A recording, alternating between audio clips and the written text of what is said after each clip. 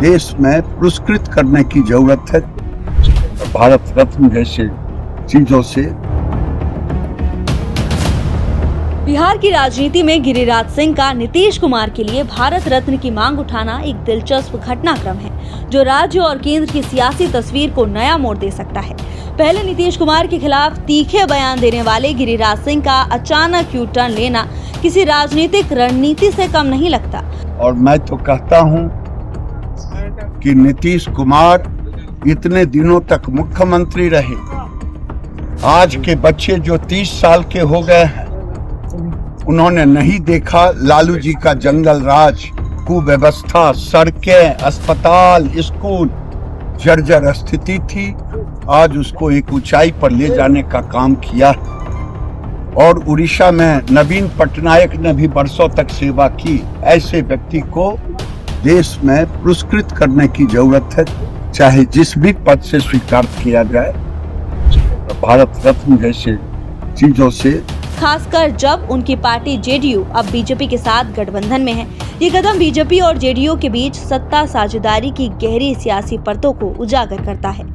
नीतीश कुमार की स्थिति बिहार में हमेशा से महत्वपूर्ण रही है, लेकिन हाल के दिनों में उनके बीजेपी के साथ रिश्ते तनावपूर्ण नजर आ रहे हैं। बीजेपी के द्वारा उन्हें मुख्यमंत्री के चेहरे के तौर पर ना पेश किए जाने की बात और बिहार में नेतृत्व को लेकर उठते सवाल नीतीश की चुप्पी को और भी गंभीर बना रहे हैं। उनका मौन न केवल विपक्षी नेताओं के लिए सवाल खड़े कर रहा है, बल्कि बीजेपी भी उनके रुख को लेकर चिंतित नजर आ रही है। गिरिराज सिंह का नीतीश कुमार को भारत रत्न देने की मांग एक खास वक्त पर आई है। ये शायद बीजेपी की ओर से उन्हें सम्मान देने की कोशिश हो, ताकि वो चुनावी गठबंधन में और सक्रिय भूमिका निभाएं।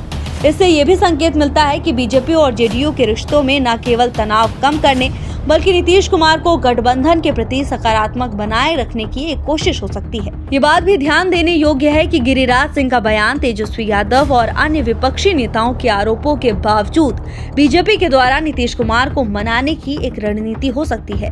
तेजस्वी यादव और विपक्ष लगातार ये दावा कर रहे हैं कि बिहार में असली सियासी नियंत्रण केंद्रीय गृह मंत्री अमित शाह के हाथ में है और नीतीश कुमार केवल एक चेहरा बने हुए हैं। गिरिराज सिंह का ये बयान राजनीतिक सफाई का एक संकेत हो सकता है, जिसका उद्देश्य गठबंधन में किसी भी असहमति को सुलझाना और नीतीश कुमार को बीजेपी के पक्ष में बनाए रखना हो सकता है। हालांकि नीतीश कुमार की नाराजगी को लेकर कोई स्पष्टता नहीं है, लेकिन ये तो निश्चित है कि बिहार विधानसभा चुनाव के नजदीक आते ही खटपट शुरू हो गई है कि बिहार का जो चुनाव होने वाला है 2025, वो किसी को कंफ्यूजन में नहीं रहना चाहिए। लालू जी लाख तुम्बा फेरी कर ले, नीतीश कुमार के नेतृत्व में एनडीए का चुनाव होगा और बिहार में फिर से एनडीए की सरकार बनेगी। और मैं तो कहता हूं कि नीतीश कुमार इतने दिनों तक मुख्यमंत्री रहे।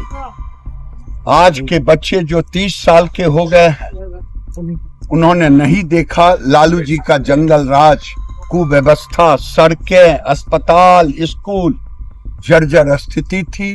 आज उसको एक ऊंचाई पर ले जाने का काम किया। और उड़ीसा में नवीन पटनायक ने भी बरसों तक सेवा की। ऐसे व्यक्ति को देश में पुरस्कृत करने की जरूरत है, चाहे जिस भी पद से स्वीकार किया जाए। भारत रत्न जैसे चीजों से